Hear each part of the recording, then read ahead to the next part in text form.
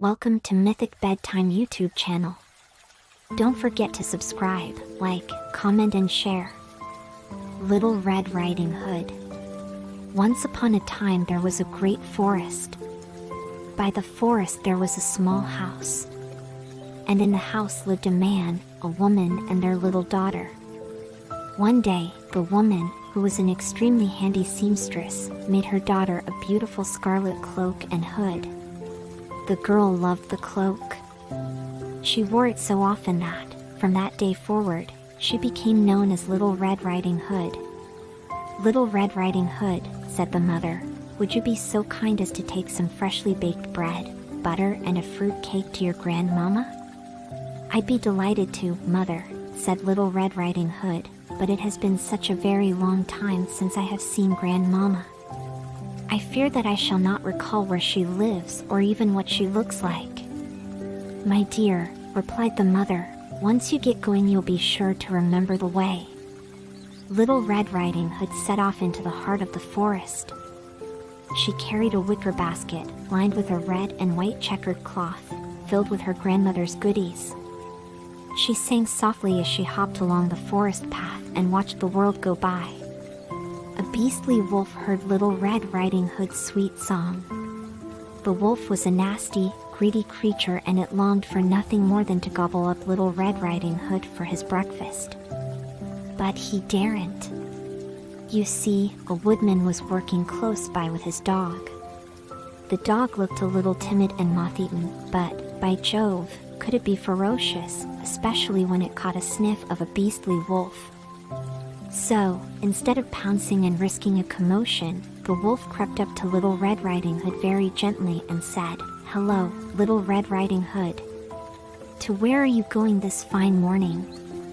"To see my grandmama," she said, "and take her the gifts from my basket, bread, butter and cake." "Where does your grandmama live?" asked the wolf. "In the heart of the forest," she replied. "Ah, yes. I know that house," said the wolf, in a low gruff voice, "but I must be off now. I bid you farewell, little girl. Do take good care of yourself out here.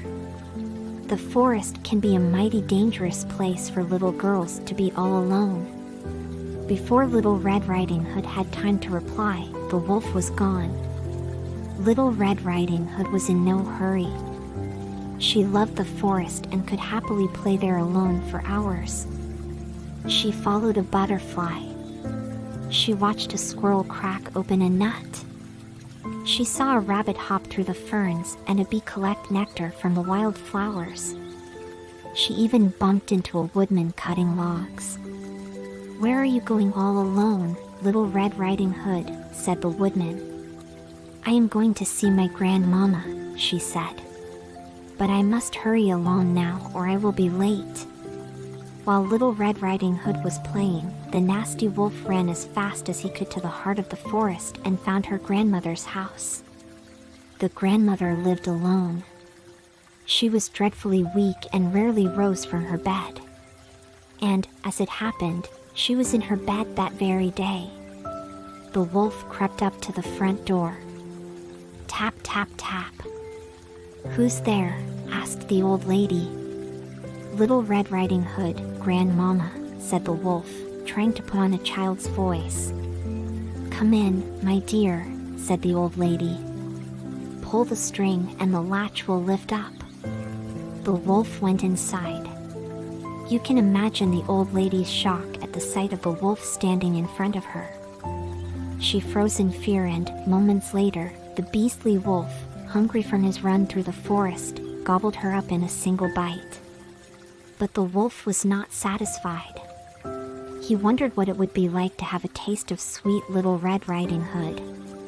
So he put on the old lady's nightgown and cap, got into the bed and waited for a tap at the door. An hour or so passed. Little Red Riding Hood then reached the house. Tap, tap, tap.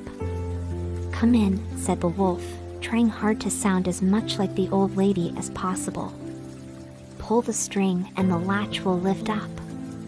Little Red Riding Hood thought to herself, "I don't remember Grandmama's voice sounding so gruff." but she went in and saw her grandmother lying in bed, just as she was expecting. "Grandmama," said Little Red Riding Hood, "Mother has sent me with bread and butter and cake for you." "Oh, you are kind," said the wolf. "Come here and let me kiss you." Little Red Riding Hood, who, remember, had not seen her grandmother for some considerable time, approached the bed. "Grandmama," she said, "what a great nose you have." "All the better to smell you with, my dear," said the wolf. "And, Grandmama, what large ears you have." "All the better to hear you with, my dear," said the wolf. "And what large eyes you have." "All the better to see you with, my dear," said the wolf. The wolf was now getting impatient. His lip curled up slightly, revealing a huge set of sharp white teeth. "Oh my, Grandmama, and what great teeth you have," said Little Red Riding Hood.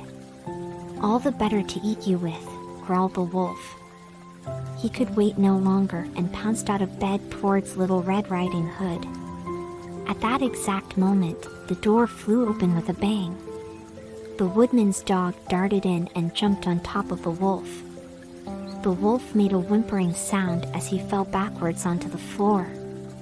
Seconds later, the woodman dashed in, wielded his tremendous axe high above his head and brought it down with a thud, chopping the beastly wolf's head clean off in a single blow. "Oh, thank you, kind woodman," cried Little Red Riding Hood. "How on earth did you know the wolf was here and that I was in danger?"